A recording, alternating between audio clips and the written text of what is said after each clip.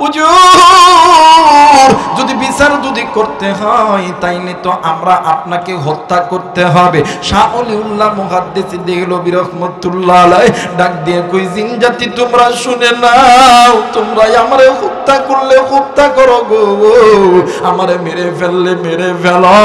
আমি যেহেতু ভুল করে তোমার সন্তানকে মেরে ফেলেছি, আমি দুনিয়ায় এটার পাশ মানে এই পাপের প্রায়শ্চিত্ত আমি করতে চাই। জিন জাতি ডাক দিয়ে কই, হুজুর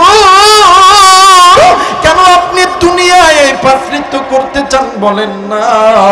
ডাক দিয়ে কই, জিন জাতি তোমরা শুনিয়া লও, হাসরের ময়দান যেদিন কিয়ামত হবে, সূর্য মাথার কাছে চলে আসবে, জমিনটা যখন তামা হইয়া যাবে, ওই দিন যদি আমি শাহ ওলিউল্লাহ মুহাদ্দিস দেহলভী রাহমাতুল্লাহ আলাইহির বিরুদ্ধে তোমরা জিন জাতি যদি আল্লাহর দরবারে নালিশ করো, আমার আল্লাহ আমারে জাহান্নামের আগুনে ফেলাইবে।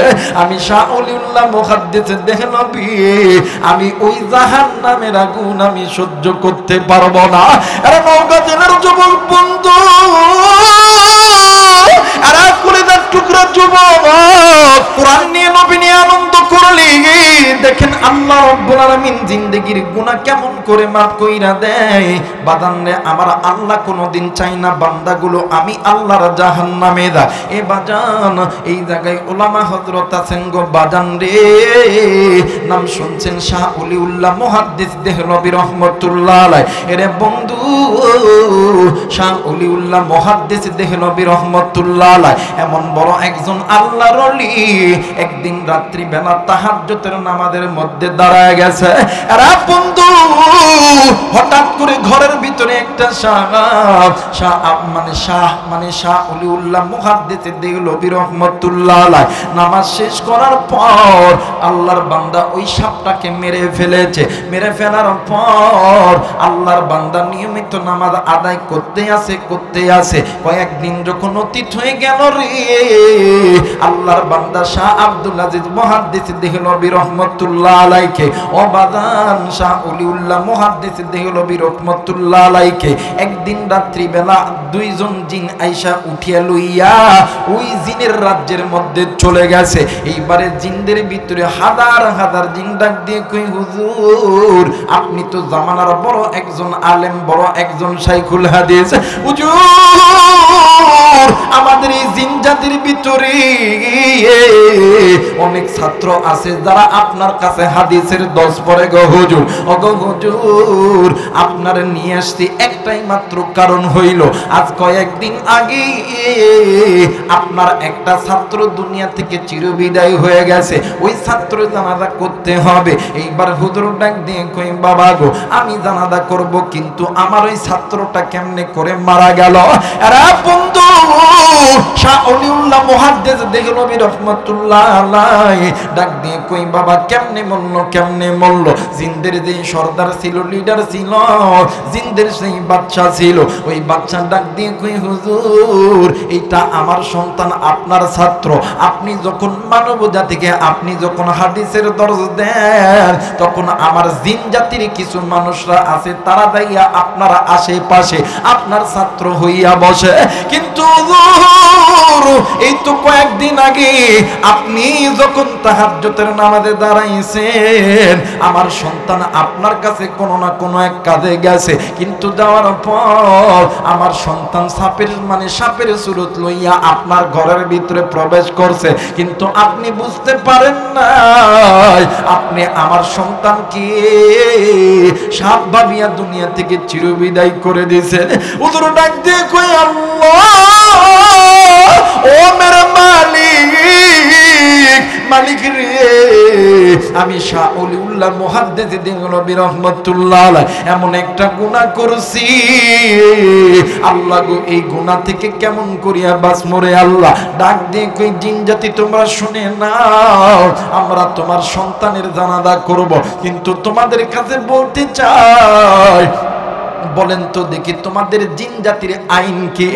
জিন হইয়া জিনরে হত্যা করলে এইটা তার পক্ষে যদি বিচার করা হয়, এই বিচারের আইন কি জলদি করে বলো না। জিনদের বাচ্চা ডাক দিয়ে কই হুজুর, আল্লাহর ইসলামের বিধান হইল, কিসাসের নিয়ম হইল হাতের বদলে হাত, থাপ্পড়ের বদলে থাপ্পড়, কল্লার বদলে কল্লা।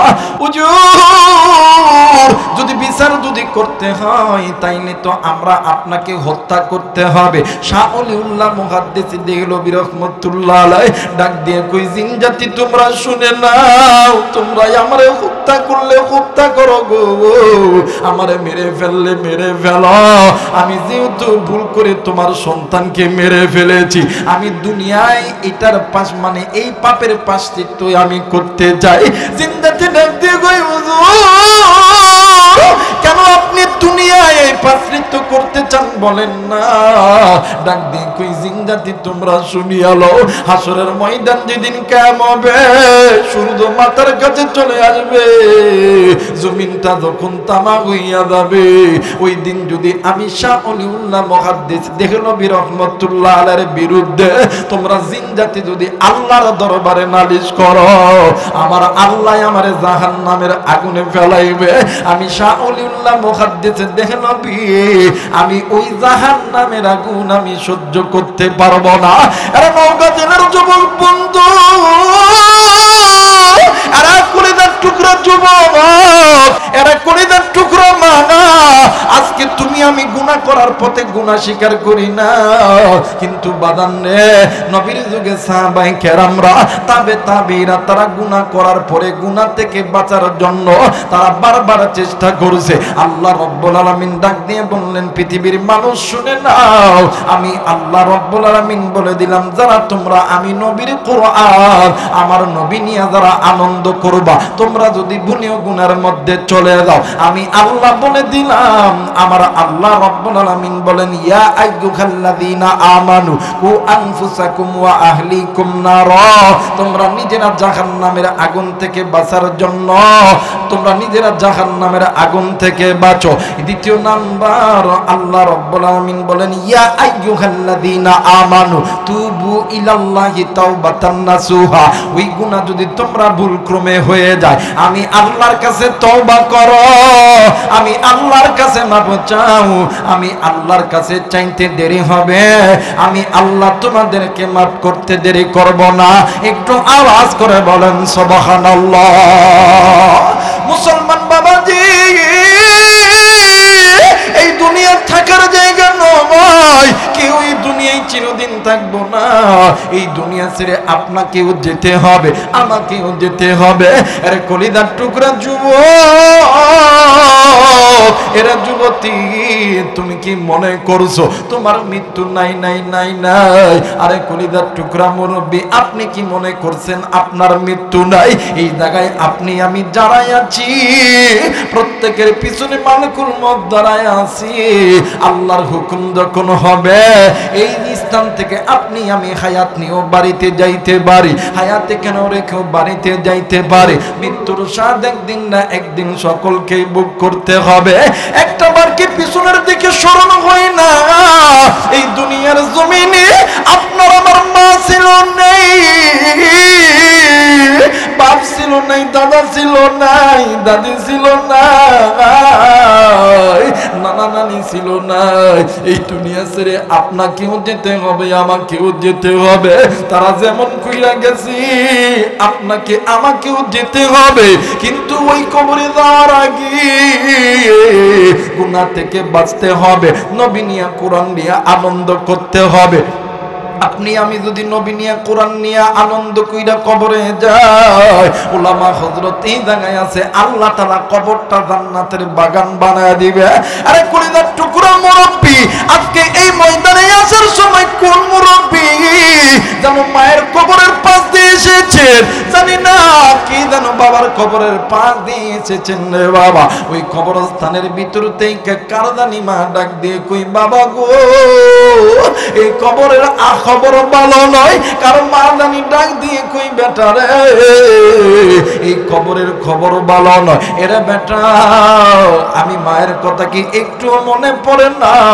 আমি বাবার কথা কি কি একটুও মনে পড়ে না? আরে বেটা, আমি মা তোর জন্য কি করি নেই, আমি বাবা তোর জন্য কি করি নাই, সুদকে সুদ বলিয়া গণ্য করি নাই, ঘুষকে ঘুষ বলিয়া গণ্য করি নাই। আমি মা আমি বাবা তোমার জন্য কতই না গুনাহ করছি। আজকে এই গুনার কারণে আমার কবরে জাহান্নামের আগুন জ্বলে। এর সন্তান শুন, আমি মা এই কবরে জাহান্নামের আগুন সহ্য করতে পারি না। আমি বাবা এই কবরের ভিতরে সাপ বিচ্ছুর দংশন সহ্য করতে পারি না। আরে কলিজার টুকরা মুরব্বি, তোমার আমার মা, তোমার আমার বাবা, তোমারে আমার মানুষ করতে যাইয়া আল্লাহর কোরআন থেকে দূরে ছিল, নবীর সুন্নাত থেকে দূরে ছিল। আজ তারা কবরে গেছে, ওই কবরে জাহান্নামের আগুন জ্বলতেছে। কারণ মাদানি ডাক দিয়ে কই বেটা, এই কবরে আযাব আর সহ্য করতে পারি না। কার বাপজানি ডাক দিয়ে কই বেটি রে, এই কবরের আযাব আমি সহ্য করতে পারি না। কার জানি সন্তান ডাক দিয়ে কই আব্বু, কার জানি সন্তান ডাক দিয়ে কই মা, আমি এই কবরে আযাব সহ্য করতে পারি না। এই ময়দানে অনেকে আছেন মা আছে বাবা নাই, বাবা আছেন মা নাই, আবার অনেকের মাও নাই বাবা নাই, কার জানি সন্তান নাই। ওই মা বাবা কবরে আজকে তুমি আমি নবী নিয়া কোরআন নিয়ে আনন্দ করব। এই নবী নিয়া কোরআন নিয়ে আনন্দ করার ওসিলায় আল্লাহ তাআলা কবরের আযাবগুলোকে মাফ করবে। আমি দেখতে চাই ওই মা বাবার নেককার সন্তান কোন কোন নেককার সন্তান আমি গুনাহগারের সঙ্গে দোয়া কইরা বাড়িতে যাবেন। দুই হাত উঁচু করে আল্লাহর দেখাও। আল্লাহ তুমি নজর কইরা দেখো, পিতা মাতার নেককার সন্তান হাত উঠাইছে, আল্লাহ নাফরমান সন্তানগুলো উঠাই নাই। আল্লাহ ওগো মালিক, তুমি নাফরমান সন্তানগুলোকে তুমি হিদায়াত দান করো, আর নেককার সন্তানদের এই হাত আল্লাহ তুমি নবীর হাতের সঙ্গে লাগায় নাও। জোরে বলেন আল্লাহু আকবার। আরেকবার বলেন আল্লাহু আকবার। আরেকবার বলেন আল্লাহু আকবার। নারায়ে তাকবীর, নারায়ে তাকবীর, নারায়ে তাকবীর। আল্লাহ তুমি কবুল করে নাও। জোরে বলেন আমিন।